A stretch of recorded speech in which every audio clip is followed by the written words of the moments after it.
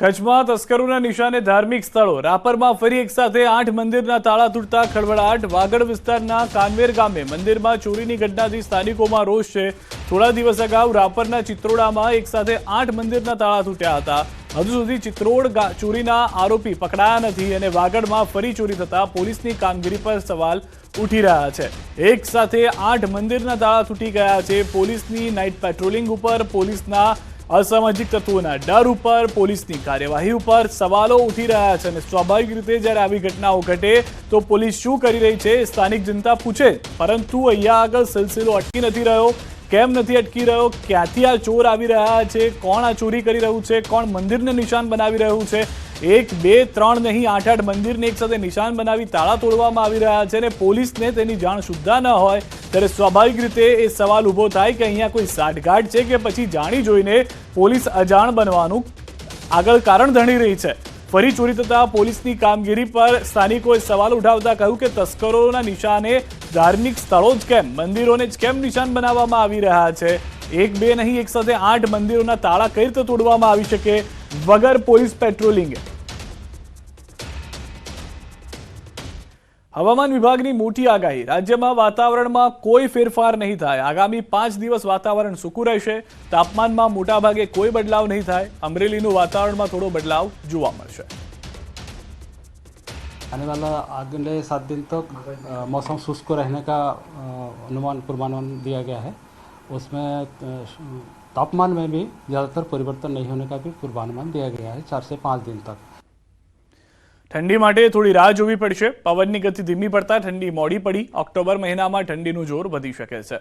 ઉત્તર પૂર્વના પવનોની ગતિ વધી શકે છે। ડિસેમ્બર મહિનામાં કડકડતી ઠંડી પડશે। मतलब टेम्परेचर ज़्यादा रहा, इसका कारण मेनली नॉर्दर्ली विंड कम था। नॉर्दर्ली विंड कम होने से WD भी कम था इस बार। WD बारिश होने के बाद नॉर्दर्ली विंड जब होता है यहाँ टेम्परेचर थोड़ा डाउन होता है।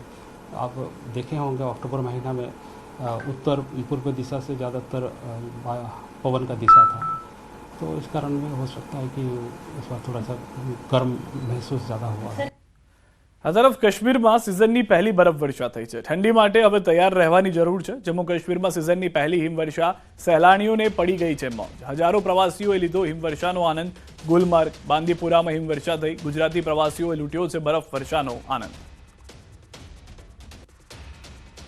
इंडिया की जो हॉस्पिटैलिटी है और जो लोग हैं वो हमें कोई भी कंट्री में, हम इसी साल ऑस्ट्रिया जाके आए, वहाँ भी बर्फ़ थी, मगर जो हॉस्पिटैलिटी हमें इंडिया में मिलती है वो कहीं भी नहीं मिल सकती। और खाना तो कोई मैच ही नहीं है खाने का। बहुत एक्साइटेड है। वेदर ऐसा था कि हाँ बर्फ़ नहीं होगी, क्या होगा, बट अब जब पता चला कि हाँ इतना स्नोफॉल हुआ है तो हम सब इतने एक्साइटेड है। सुबह से हम खुश है कि हाँ finally we are going to see the snow. पहली बर्फबारी साधना टॉप के मुकाम पर रिकॉर्ड की गई, जबकि मैदानी इलाकों में बारिशों का सिलसिला जारी है। अगरचे एक तरफ बर्फबारी एक नेक शगुन किसानों और मालिकान बागात या कश्मीरी आवाम के लिए मानी जाती है, वहीं बर्फबारी अपने साथ मुश्किलातों का अंबार कश्मीरी आवाम के लिए साथ लाती है, क्योंकि यहाँ तो गर्मी का इंतज़ाम लोगों को करना पड़ता है, मलबूसात तब्दील करने पड़ते हैं, बुखारी और हमाम का सहारा लेना पड़ता है। वहीं कई जगहों पर फिर बर्फबारी की वजह से सड़क राब्ते भी बंद हो जाते हैं, क्योंकि ख़ास तौर पर उन इलाकों में जहां पर कई महीने तक सड़क राब्ता बंद रहता है बर्फबारी की वजह से, उन लोगों को मुश्किलात रहते हैं। આ તરફ વડોદરા રિફાઇનરી આગમાં કર્મચારીના મોતનો મામલો। બંને મૃતકના પરિવારો વળતર માટે કરી રહ્યા હતા ધરણા। તારાપુરના ધીમંત મકવાણાના પરિવારનું થયું છે સમાધાન। 25 લાખનું વળતર, પત્નીને નોકરી આપશે રિફાઇનરી। પ્રશાસન બાળકોના અભ્યાસનો ખર્ચ પણ રિફાઇનરી ઉપાડશે। પરિવારજનોને સંતોષ થતા પરિવારજનો SSG હોસ્પિટલ પહોંચ્યા છે। આપને જણાવી દઈએ કે જે કેમિકલના કારણે સૌથી વધારે મહત્વની ચર્ચામાં રહ્યું હતું ઓઇલ રિફાઇનરીમાં, જેમાં બ્લાસ્ટ થયો।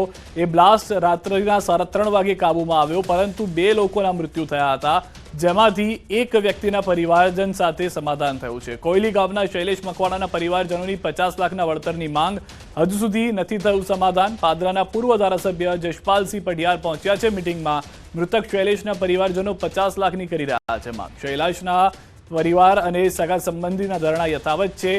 IOCL રિફાઇનરીના મુખ્ય ગેટની બહાર કરી રહ્યા છે ધરણા. તેમનું કહેવું છે કે આ ફેક્ટરી જે ચાલી રહી હતી IOCLની, તેના કારણે રિફાઇનરી જે ચાલી રહી હતી તેમાં ભૂલ થવાને કારણે તેમના પરિવારજનને ખોવાનો વારો આવ્યો છે.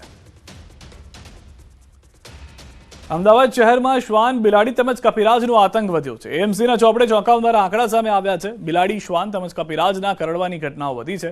એએમસીના ચોપડે છેલ્લા 10 મહિનામાં અધધ કેસ નોંધાયા. શહેરમાં ચાલુ વર્ષ દરમિયાન કપિરાજના કરડવાના 401 કેસ નોંધાયા તો બિલાડી કરડવાની ઘટનાઓ પણ વધી છે. ચાલુ વર્ષ દરમિયાન 2457 લોકોને બિલાડીએ બચકા ભર્યા હતા, જ્યારે શ્વાન કરડવાના 66,658 કેસ નોંધાયા. શ્વાનના ખસીકરણ અને રસીકરણની કામગીરી વચ્ચે ઘટનાઓ વધી. શહેરના સાપ ડંખ મારવાના પણ 77 કેસ નોંધાયા.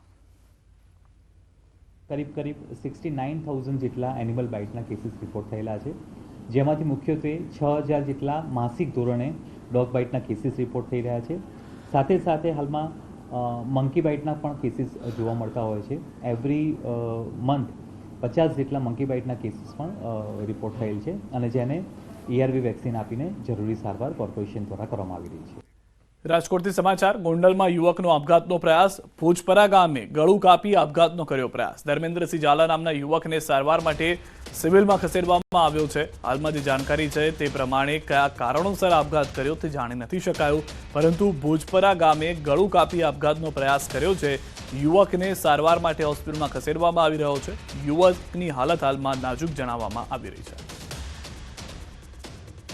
વડોદરાના જાણીતા એક્ટિવિસ્ટ પીવી મુરજાણી આપઘાત કેસમાં પોલીસે માતા અને દીકરીને ઝડપી લીધા છે. 4 દિવસની દોડધામ બાદ પાણીગેટ પોલીસની ટીમે ફરાર માતા દીકરીને ભાવનગર રાજકોટ હાઈવે પરથી દબોચી લીધી છે. માનીતી દીકરી કોમલ અને તેની માતા સંગીતાથી કંટાળીને પીવી મુરજાણીએ આપઘાત કર્યો હતો. સુસાઇડ નોટમાં માતા અને દીકરીના અસહ્ય ત્રાસનો ઉલ્લેખ હતો. પીવી મુરજાણીએ પોતાના મોત માટે પણ માતા પુત્રીને જ જવાબદાર ઠેરવ્યા હતા. 4 દિવસની સતત દોડધામ પછી ટેકનિકલ સોર્સ અને હ્યુમન સોર્સ માતા દીકરીને દબોચી લેવામાં સફળતા મેળવી. મુરજાણીના પત્નીને પોલીસ સ્ટેશન બોલાવી તેમની ફરિયાદ લેવાની તજવીજ હાથ ધરાઈ. રાજકોટ મહાનગરપાલિકાની આજરોજ સ્ટેન્ડિંગ કમિટીની બેઠક મળી હતી, જેમાં જુદી જુદી 53 જેટલી દરખાસ્ત અંગે ચર્ચા વિચારણા કરવામાં આવી. બેઠકમાં સફાઈની દ્રષ્ટિએ રાજકોટ મનપા પ્રથમ ક્રમાંકે આવે તેમજ રાજકોટ સ્વચ્છ અને તે હેતુસર ગાર્બેજ કલેક્શન, કચરાનું વર્ગીકરણ તેમજ તેના પ્રોસેસિંગ સહિતના પ્લાન્ટ બનાવવા આવેલી દરખાસ્ત મંજૂર કરવામાં આવી. જે દરખાસ્ત મંજૂર કરતા અત્યાર સુધી પ્રતિવર્ષ મનપાને ₹52 કરોડનો ખર્ચ થયો હતો, તેની સરખામણીએ ₹96 કરોડનો ખર્ચ થશે. હાલ રાજકોટ શહેરમાં 223 ટીપરવાન દોડી રહી છે, તેના બદલે હવે 573 ટીપરવાન કાર્યરત રહેશે તેમજ એજન્સીના ₹1,500થી વધુ કર્મચારીઓ કામગીરીમાં જોડાશે. આમ આગામી 10 વર્ષ માટે ₹960 કરોડનો ખર્ચ મહાનગરપાલિકા દ્વારા સ્વચ્છતાને લઈને કરવામાં આવશે. રાજકોટને ક્લીન બનાવવા માટેની આ ખૂબ સારી દરખાસ્ત રાજ્ય અને કેન્દ્ર સરકાર દ્વારા અમને આપવામાં આવી હતી. માનનીય મ્યુનિસિપલ કમિશનરશ્રીએ આ દરખાસ્ત ઉપર ગહન